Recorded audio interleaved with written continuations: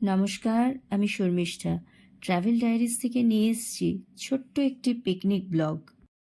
এই ব্লগে থাকছে হৃদয়পুরে সঞ্জয় বিশ্বাসের বাগানবাড়িতে কাটানো সবাই মিলে আনন্দঘন কিছু মুহূর্ত।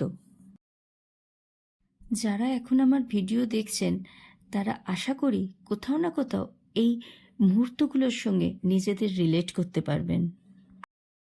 এখানে ছোট করে বলে রাখি, এই বাগানবাড়িতে পৌঁছতে হৃদয়পুর স্টেশনে নেবে অটো ধরেও যেতে পারেন বা ব্যক্তিগত গাড়ি নিয়েও ডিরেক্ট একদম বাগানবাড়িতে পৌঁছতে পারেন। তাহলে শুরু করা যাক পিকনিক 2025।